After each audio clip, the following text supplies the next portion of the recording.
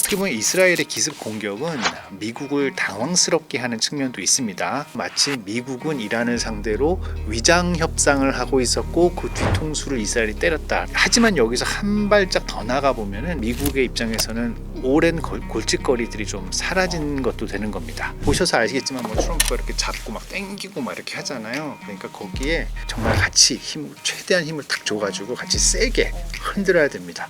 하나 더 말씀드리면은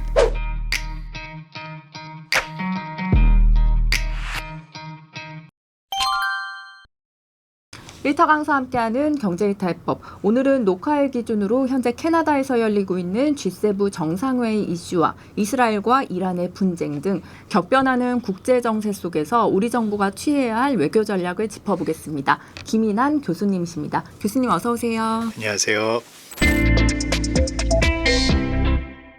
교수님 먼저 최근 국제 이슈부터 한번 짚어보겠습니다.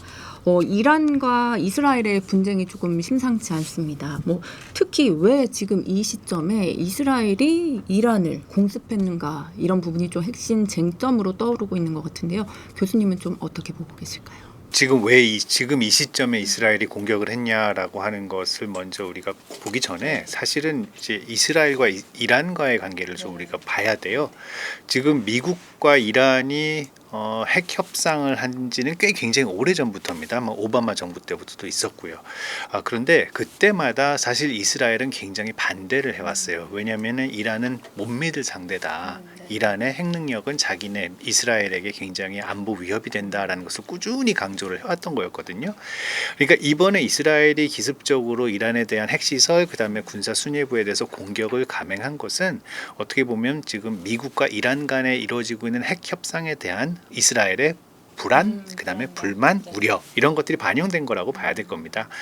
특히 이제 최근에 이슈가 되고 있는 미국과 이란 간의 핵 협상에서 문제가 되고 있는 것이 이제 우라늄 농축 문제 이런 것들인데요. 이런 민감한 문제들에서 만약에 미국이 양보를 한다면은 이스라엘의 입장에서 봤을 때는 이것이 이란이 핵 개발에 한층 더 나아가는 한 걸음 더 나아가는 것이라 심각한 상황이다라고 판단을 했고 그렇기 때문에 바로 액션에 돌입했다라고 우리가 생각을 할 수가 있습니다. 미국과 그런데 이 이스라엘의 공습에 대해서 상황을 그럼 공유를 안 했을까? 저는 그렇게 생각은 안 해요. 미국과 분명히 상황 공유를 한 것 같아요. 그리고 의도를 분명히 얘기를 했던 것 같고요. 어떻게 해서 우리가 짐작을 할 수 있냐면은 공습 하루인가 이틀 전에 우리나라 언론 보도에서 나왔고 사실 미국 보도에서도 많이 다뤄졌는데 미국이 중동에 있는 이제 이라크나 그다음에 바레인 등 이란 접경에 있는 국가들에 있는 미 대사관에 연락을 해서 필수 인원을 제외하고는 빨리 대피해라. 라고 이제 지시를 내렸었거든요. 그런 걸로 봐서는 이제 이스라엘이 미국에 대해서 우리가 이란을 대해서 공격을 할 것이다. 조만간 할 것이다라고 미리 예고를 했다고 우리가 봐야 될 것 같고 그렇게 되면 이제 트럼프 대통령이 이것을 승인을 했냐 이런 문제는 아니고 적어도 인진을 하고 있었다라고 하는 그 정도로 우리가 얘기를 해볼 수 있을 것 같습니다. 트럼프 대통령이 안 그래도 이제 G7 정상회의 출국 직전에 양국의 합의를 바라지만 때로는 좀 싸움도 피해려 하다 이런 좀 언급을 했고 개입하겠다는 의지를 안 그래도 보여줬거든요. 향후 이제 미국이 좀 어떤 식으로 개입을 하게 될지도 좀 궁금하고 이스라엘과 이란의 충돌이 앞으로 좀 어떻게 전개될지도 함께 짚어주세요. 이제 트럼프 대통령이 때로는 우리는 협상을 통해서 해결을 원하지만 때로는 싸워서 해결되기도 한다. 이런 말을 하기도 했는데 이제 사실은 이제 어떻게 보면 이스라엘의 기습 공격은 미국을 당황스럽게 하는 측면도 있습니다. 왜냐하면은 상황이 미국이 이란과 얘기를 하고 있는데 갑자기 이스라엘이 기습 공격을 했다. 그러면 마치 미국은 이란을 상대로 위장 협상을 하고 있었고 그 뒤통수를 이스라엘이 때렸다라고 하는 한마디로 그럼 미국을 이용한 듯한 아니면 미국이 판을 깔아준 듯한 그런 모습이 되니까 굉장히 당황스럽고 이건 어떻게 보면 국제적으로 비판을 받을 수 있는 그런 상황이거든요. 하지만 여기서 한 발짝 더 나가 보면은 미국의 입장에서 봤을 때요. 만약에 위기가 이제 여기서 더 악화되는 것을 방지할 수만 있다면은 이스라엘이 이번에 했던 핵시설 파괴, 그다음에 이란 군 수뇌부 제거는 어떻게 보면 미국의 입장에서는 오랜 골칫거리들이 좀 사라진 것도 되는 겁니다. 뭐냐면 이란의 핵시설이 파괴가 되니까 이 복구하는 데 시간 걸릴 것이고 그다음에 아니면 핵 처리 문제를 이제 진전을 못 낼 수도 있는 거예요. 한동안은. 그다음에 또 이란의 군 수뇌부가 제거가 됐는데 이거는 강경파 이란 군부의 간섭이 배제될 수 있는 그런 상황이 되기 때문에 이게 결국은 미국 입장에서 봤을 때는 이렇게 됐는데 굳이 나쁜 것은 아니다. 오히려 괜찮을 수도 있겠다라는 그런 생각을 하는 것 같고요. 다만 이제 여기서 좀 흥미로운 거는 예전에도 작년에도 한번 이런 이스라엘의 공습이 있었을 때 이란이 보복을 했을 때는 미국이 항공모함 보내가지고 미사일 디펜스 도와주고 이랬었는데 이번은 고기는 좀 하지 않았어요. 늦게 반응을 했어요. 그렇지만은 이제는 이스라엘 방어를 지원하겠다라고 공약을 했거든요. 그러면 이제 미국은 이제 이스라엘 방어를 이제 본격적으로 해주겠다라는 이야기니까 이거는 이란에 대해서 메시지를 던진 거라고 보면 됩니다. 더 이상 상황을 악화시키지 말자라고 하는 그 메시지를 던진 거라고 우리가 볼 수가 있겠습니다. 재선 후에 이제 트럼프 대통령이 G7 무대에 이제 복귀를 하게 됐는데요. 안 그래도 지난번 사진을 보니까 팔짱을 끼고 앉아서 각국 정상들이 이제 트럼프 대통령을 좀 둘러싸는 모습이 좀 연출이 됐었는데 이번에는 좀 어떤 모습을 보여줄지 또 관심이 모아지고 있거든요. 이번에 좀 눈여겨야 할 포인트라고나 할까요? 어떤 게 있을까요? G7 정상회의는 소위 말해서 세계에서 제일 경제 강국들, 세계에서 제일 잘 사는 모든 나라들이 모여가지고 그 나라의 정상들이 모여서 세계 경제, 그다음에 그때의 주요 안보 문제를 이제 의논하는 자리잖아요. G7이 1975년부터인가 시작이 됐으니까 이번이 51번째 정상회의라고 이제 알려져 있습니다. 근데 우리가 그 기간을 살펴보면은 거의 전통적으로 자유무역을 지지해 왔어요. 그런데 지금 세계 경제의 최대 화두는 미국의 일방적인 관세 조치잖아요. 그러면 이번 이 자리에서는 아마 세계 다른 정상들 뭐 캐나다도 그렇고 주최국인 캐나다도 그렇고 영국이고 프랑스고 독일이고 이탈리아고 모든 나라들이 이것은 관세 미국의 일방적인 관세 부과 이것은 세계 경제 특히 무역에 대해서 악영향을 미칠 것이다라는 이야기를 트럼프한테 할 거예요. 반면에 트럼프는 지금까지 있어 왔던 자유무역의 판이 미국 경제에 해악을 미쳐왔었다. 우리는 손해를 봤다. 그리고 솔직히 자유무역이라는 걸 했는데 그거를 지금까지 해왔던 충실하게 해왔던 나라는 미국과 영국 말고 어느 나라가 있느냐. 일본이 그래왔느냐. 냉전기간 동안에 그러지 않았었다. 그 다음에 자유무역이라는 판을 지금 중국이 많이 이용하고 있고 미국의 말에 의하면 악용하고 있고 이런 상태이기 때문에 이거는 고쳐야 된다. 받아들일 수 없다. 더 이상 지속 가능하지 않다라고 하는 걸 트럼프가 얘기를 할 거예요. 그렇기 때문에 이번에는 아마 세계 G7 정상 오시는 분들과 그다음에 트럼프 대통령 간에 아마 이제 관세 문제에 있어서 굉장히 심각한 그런 토론을 진행하지 않을까라고 생각을 합니다.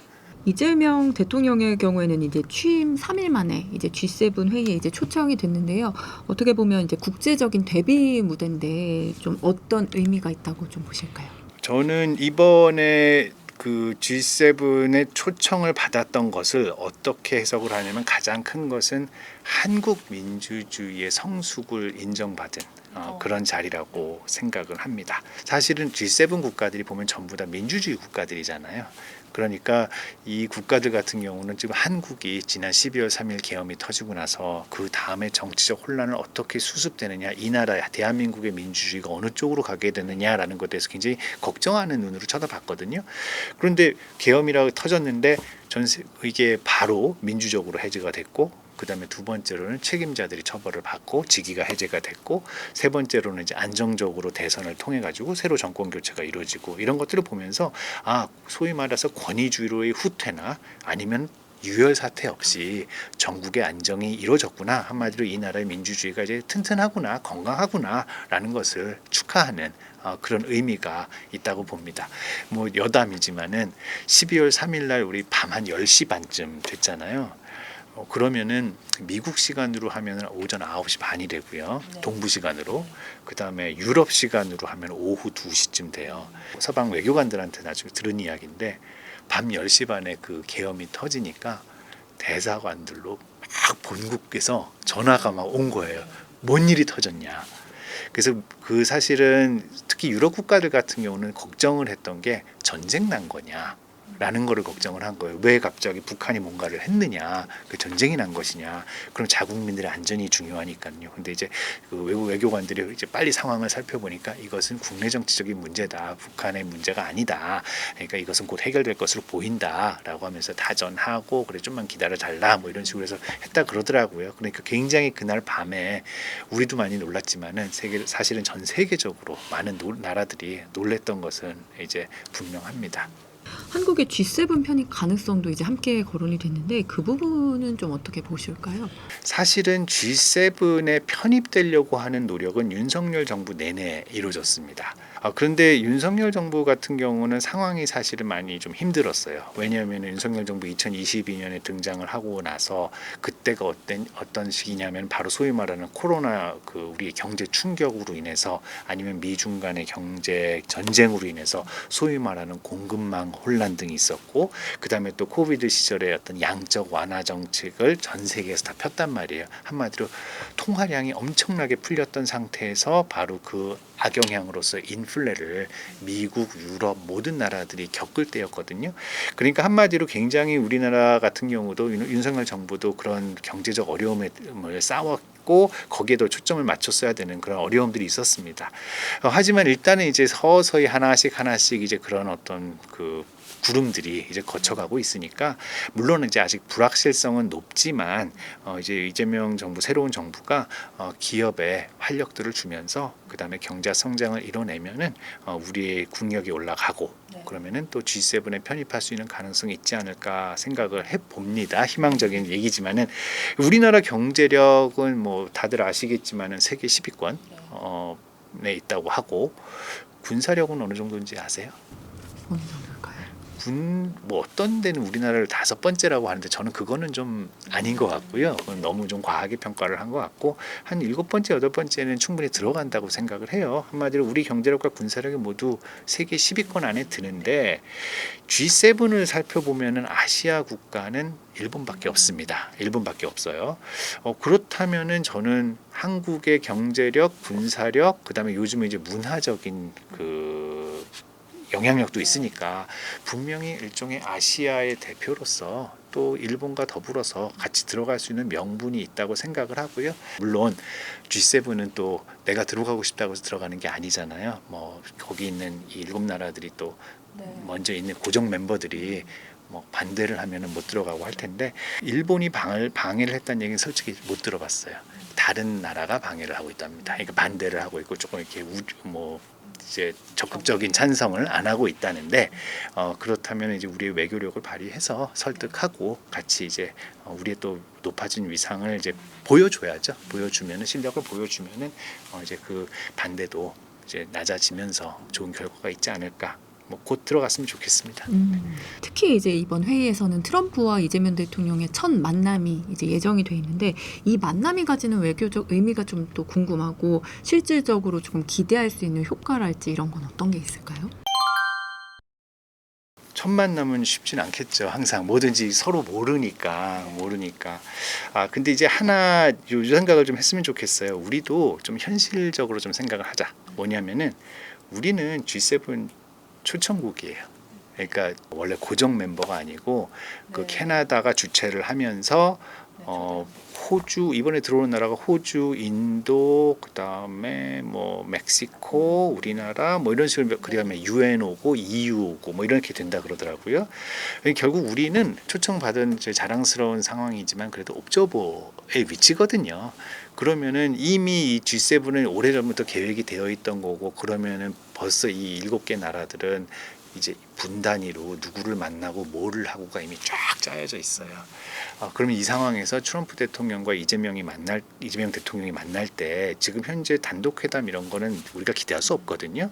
아마도 이제 중간에 이제 서로 오가면서 악수를 할 수 있고 간단하게 만남을 할 수 있는 그런 자리가 있을 텐데 그렇다면은 뭐 정말 길어봤자 15분 그러면은 통역 빼면은 사실상 서로 간에 얘기하고 하면은 거의 서로 대화할 시간은 거의 적다고 봐야 될 겁니다. 솔직히.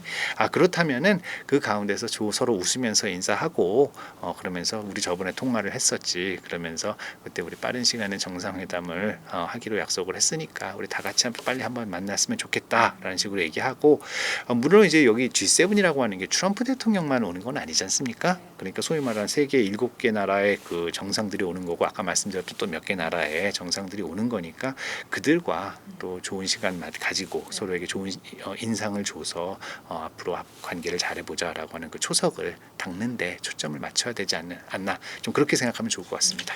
근데 특히나 이제 트럼프 대통령이 첫 인상을 조금 중요시하는 인물로 좀 알려져 있더라고요. 뭐 악수라든지 어떤 태도와 좀 메시지로 조금 이 대통령이 응하면 좀 강렬한 인상을 좀 줄 수 있을까요? 이제 악수를 할 때요. 저기 기자님 미국 사람이랑 악수 해보신 적 많으세요?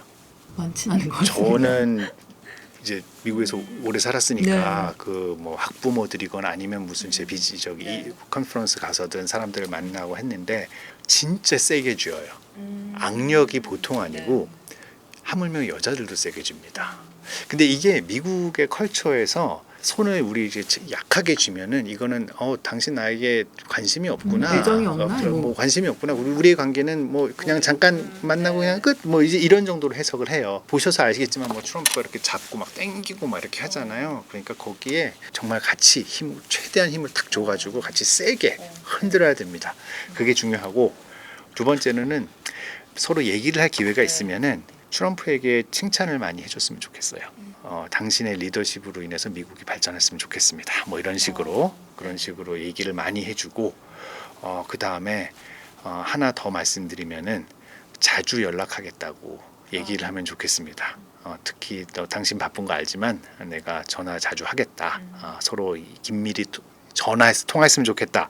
또 하나 더 나아간다면은 내 전화는 항상 열려 있다.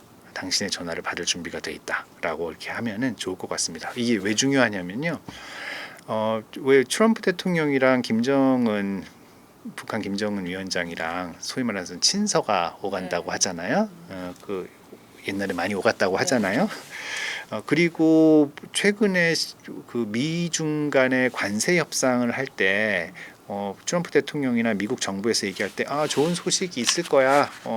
많은 발전이 있어. 그런 얘기를 하면서 꼭 얘네들이 뭐라고 얘기하냐면은 트럼프 대통령과 시진핑이 통화를 했다. 이런 말을 나눠요.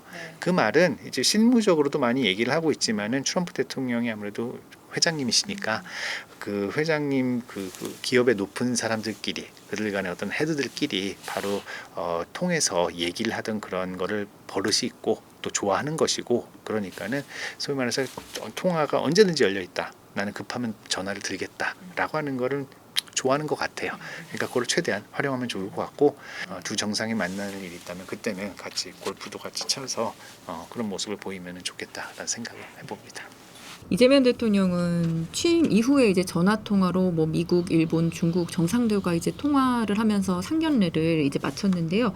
뭐 통화 순서에 주목하는 뭐 해석도 있고 통화 시간에 좀 주목하는 해석들도 있고 좀 분분하더라고요. 이번 삼국 정상과의 통화 내용 중에 좀 교수님이 보시기에 주목할 만한 내용이 있었다면 어떤 게 있을까요?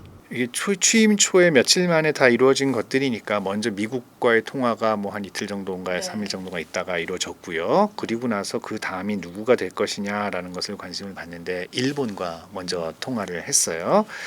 그거는 저는 긍정적으로 봅니다. 왜냐하면은 공약에서도 그런 말이 나오는데 먼저 한미 관계 중요하다. 한미 동맹 강화하겠다라는 이야기를 하고 두 번째로는 미래지향적 한일 관계 지향이라는 말이 나옵니다. 보통 보면은 이제 문재인 정권 때로 기억을 하는데 그때는 한중 관계 얘기 먼저 했거든요. 그리고 한중 정상과 먼저 통화가 있었고요.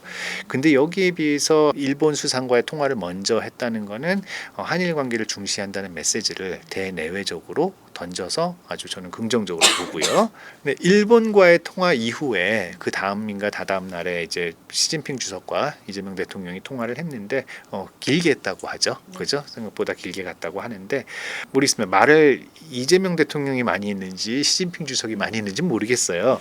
근데 확실한 거는 시진핑 주석은 이재명 대통령의 등장을 굉장히 고대하고 있었던 것은 맞습니다. 왜냐하면은 이제 윤석열 정부 때 굉장히 대통령이 미국 쪽으로 많이 경도되었다라고 이제 시진핑 주석과 중국은 생각을 했고, 그래서 한국 정부와 대화를 하기가 굉장히 어렵다라고 얘기를 했었는데, 이제 이재명 정부가 와서 등장해서 안정적으로 한중 관계를 관리하겠다라고 이야기를 하고 있고, 자, 저는 근데 여기서 하나 말씀드리고 싶은 거는 오히려 지금 중국이 이제 한국에 대해서 좀 긍정적으로 나오고 있으니까 이것을 잘 활용해서 당당하게 했으면 좋겠습니다. 우리의 목소리도 당당하게 내고, 그래서 우리 원하는 거를 받아냈으면 좋겠다라는 그런 생각을 해봅니다.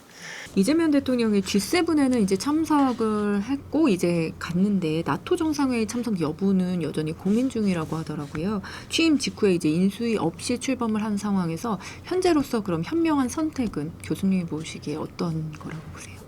결정은 이재명 대통령의 몫인데요. 제가 추천을 한다면은 가시라고 말씀을 드릴 것 같습니다. 그런데 사실은 여기에 이재명 대통령이 가지는 어떤 딜레마가 있을 거예요. 이게 뭐냐면요, G7은 나토 회의랑 성격이 달라요. 뭐 어떻게 보면 유사하지만 또 굉장히 달라요. 왜냐하면은 나토는 완전히 안보 중심으로 얘기를 가요. G7은 경제 문제도 얘기하고 주로 경제 문제 얘기하고 정치 문제 다루지만은 이 나토는 태생상 안보 문제를 다룰 수밖에 없는 조직이잖아요. 그게 사실은 또 그리고 이재명 대통령 외교팀은 나토 정상회의 참석에는 원래 유보적이었던 걸로 저희가 알고 있어요. G7은 오케이 간다. 경제 문제가 시급하니까 가겠다라고 얘기를 하지만 나토 회의는 우리가 가야 될까라는 그런 자세를 처음에 가졌던 것 같은데, 이게 왜 그러냐 하면은 나토 회원국들은 전부 다 서방 민주주의 국가들입니다.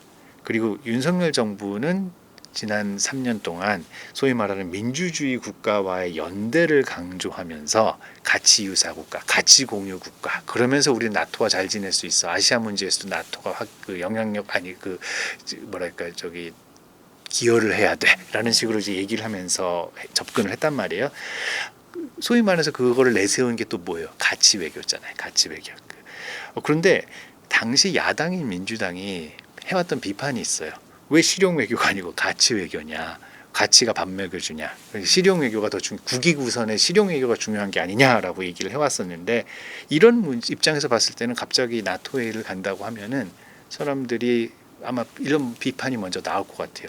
가치 외교라고 민주주의 국가들 간의 뭐 연대 이런 거 보다는 실용이 더 중요하다면서 왜 그때는 그렇고 지금은 이렇지라고 하는 얘기가 나올 거예요. 그러니까 이런 지금까지 해왔던 비판을 어떻게 좀 부드럽게 넘어가면서 디펜드를 하면서 정당화를 시켜가면서 할 것이냐는 것이 또 하나 이제 관전 포인트고, 또 하나는 러시아와의 관계입니다. 나토는 안보기구인데요. 누구를 대상으로 태어난 안보기구냐, 누구를 주적으로 생각하면서 태어난 안보기구냐, 러시아, 소련이잖아요. 소련.